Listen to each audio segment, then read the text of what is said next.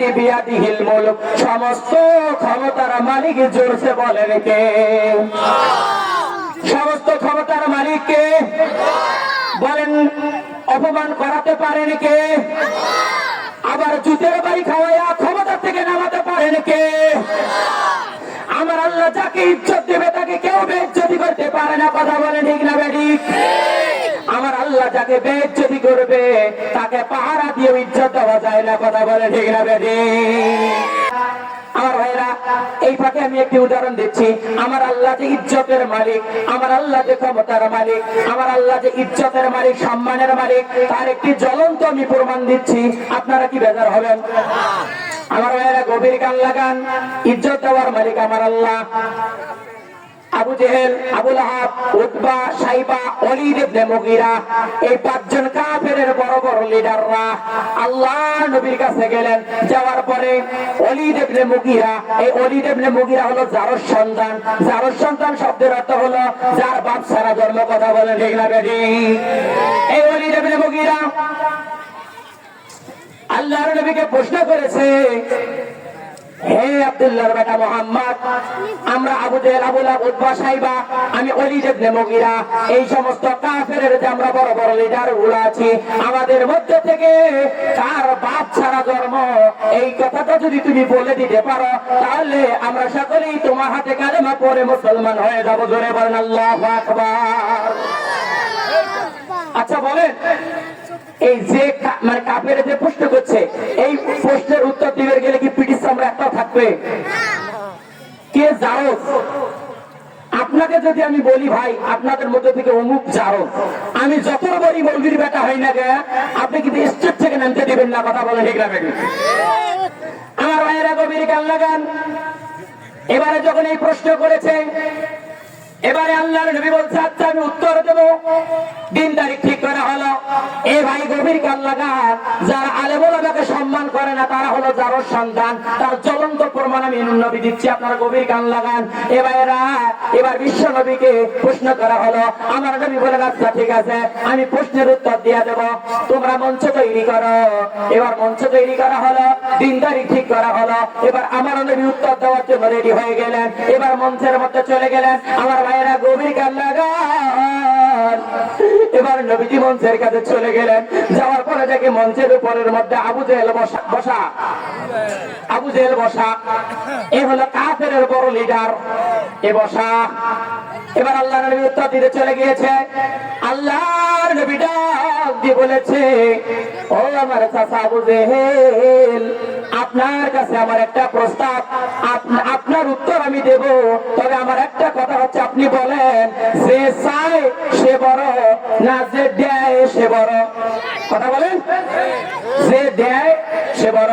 তখন আল্লাহ নবী বলছে, ও আমার চাচা আবু জেহেল, আপনি ওই চেয়ারে বসতে পারবেন না, ওই চেয়ার থেকে আপনি নামেন। যেহেতু প্রশ্নের উত্তর আমি দেব, তাহলে আমি যেহেতু বড়, ওই চেয়ারের মধ্যে আমি বসবো, তারপরে সে আপনার উত্তর দেবো। জোরে বলেন আল্লাহু আকবার।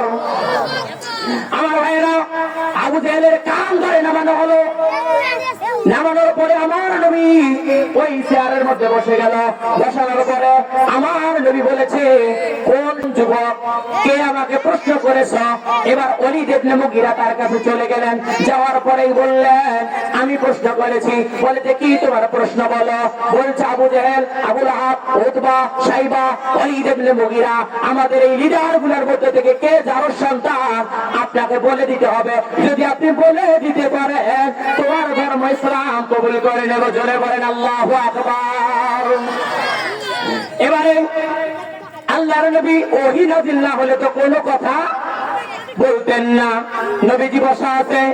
আল্লাহ বলে, জিবরাইল রে, আর দেরি করো না, তাড়াতাড়ি তুমি বিশ্ব নবীর সামনে ওহী নিয়ে নাযিল হয়ে যাও। জোরে বলেন আল্লাহু আকবার। আমার ভাইরা, আমার নবী এমন একজন নবী গোসল করতে গেছে, এমত অবস্থায় কোরআনের আয়াত নাজিল হয়েছে। আল্লাহর নবী শুইতে গেছে, এমত অবস্থায় কোরআনের আয়াত নাজিল হয়েছে। আল্লাহর নবী মা আয়েশা সহ একই কম্বলের তলের মধ্যে শুয়ে আছেন, তা তো কোরআন নাজিল হয়েছে। কথা বলেন ঠিক না বেঠি? এবারে নবীজি বসানো আছে, উত্তর দিতে যাবেন। জিবরাইল আমিন দাহিয়াতুল কলবের মতো মানুষের সুরতে নবীর কাছে আসলেন। আসার পরে নবীর কানে কানে বলে দিলেন, হে আল্লাহর রাসূল, আপনি কোনো টেনশন করবেন না। আল্লাহ পাক কোরআনের আয়াত নিয়ে আপনার শানে আমাকে নাজিল করে দিয়েছে। আমার আল্লাহ জানিয়ে দিয়েছে সূরা কলমের 13 নম্বর আয়াত দলিল দিয়ে বলেছেন, উতুল্লিম বাদা জানিকা জানিম। আল্লাহু আকবার। এবার বলছে, হে নবী, যে সন্তানটি আপনার প্রশ্ন করেছে ওই সন্তানটাই যারর সন্তান। জোরে কোন আল্লাহু আকবার। এবারে আল্লাহর নবী বলছে, আমাকে যে ছেলেটা প্রশ্ন করেছে ওলীদ ইবনে মুগীরা, এই ওলীদ ইবনে মুগীরা যারর সন্তান।